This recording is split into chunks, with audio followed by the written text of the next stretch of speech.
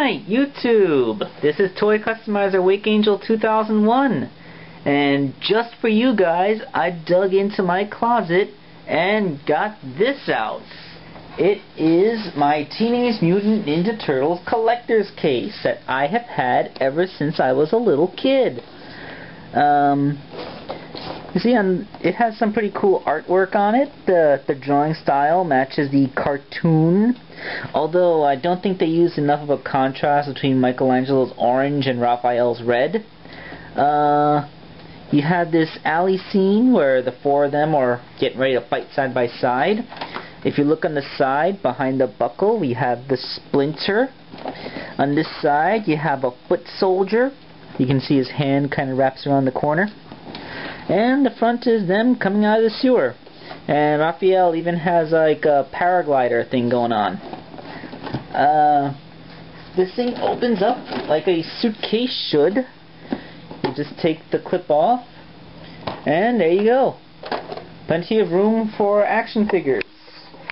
I'm going to leave the shelter of the tripod for just a little bit, so we can get an above view on this. Okay, so my box has two trays in it. I keep all the good guys here on the top tray. Oh, this should be here. And all my bad guys are here in the bottom tray. Now, it's not really like the ultimate Ninja Turtles collection, because I don't have every single variant of every single character. Notably, I'm missing characters like Slash and Baxter Stockman, but I think that the collection is still impressive in some ways.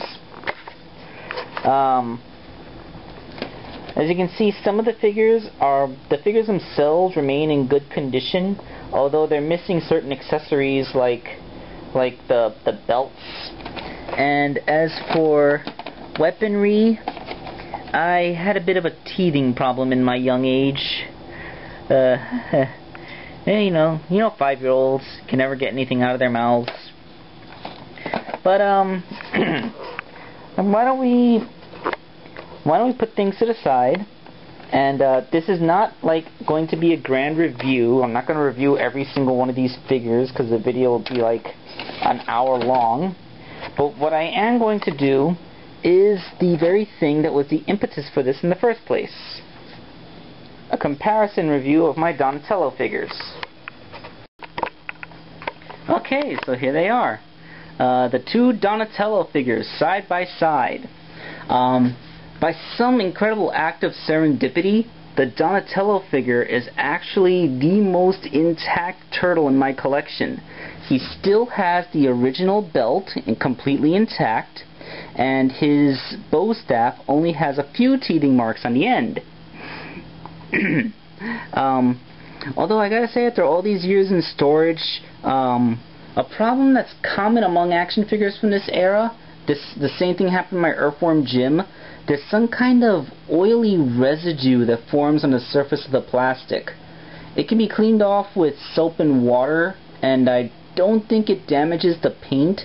It's just really weird. Like, the shell is unaffected. I think it's made out of a different kind of plastic, but the skin, it all kind of feels a little slimy to the touch. I guess that sort of adds to the realism. It is a turtle after all. Okay, so I believe that the belt might have originally had a clip for the bow staff to go through, and that's what this square is, but I'm really not sure. So as you can see, the late 80s Donatello figure is just a little bit shorter, but a bit stockier as well. Hold on, let me see if there's a copyright date here. Yeah, made 1988. So there is a time difference of something on the order of 24 years between these two guys. And as you do, you can easily pose them so that they're holding their weapons in two hands, which for a bow staff is kind of cool. So yeah, they can both do it. And getting through the aesthetics of the series, the much bigger chipmunk cheeks, the grimace and the long nose, plus the feet having 2 toes instead of 3. Those are all just aesthetic decisions. Although what you can see is that the way that the 88 Donatello's foot is molded, you see it's like that. It has a bend to it, so he has to be standing in a crouched forward position like he's about to attack, whilst the flat feet of the modern figure allow for a calm, standing straight stance, while the articulation is supposed to allow him to take on a wide-footed stance, which works a lot better on flat surfaces than it does on my bed, even with books on top of them. So yeah, the articulation makes it more versatile. Although this guy isn't too much of a slouch for 80s. Let's get his weapon out of the way so we can show off what he can do. The belt is rubber and removable, while the new figure's belt is also rubber but is not removable. And he only has a very tiny trailer on the end of his head wrap, as opposed to this big long thing, so you don't have to worry about this ripping off as easily. His hips, from what I can see, are ball jointed, so you actually do have a significantly wider range of motion in the character's legs than I would have initially expected. He's certainly a lot more movable than April was.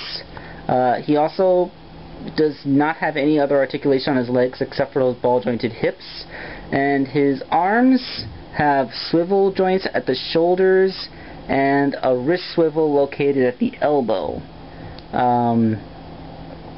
Not the most versatile, although the veins and bulges in the muscles, they look pretty good. The sculpt in this guy is where it's at. Aside from the fact that he looks pretty angry, and the fact that it's kind of a generic face on the turtles. You know, that, like, they all have this thing with their teeth showing. Let's go a bit into them just a bit later. It's pretty good. It's a toy from the 1980s.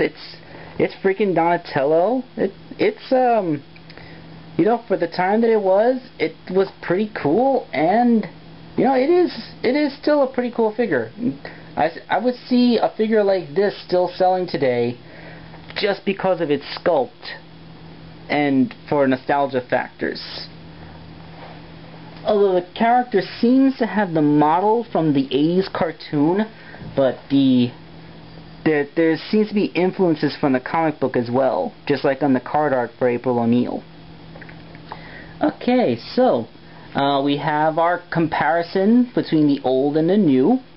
So let's look at the rest of my Ninja Turtle collection.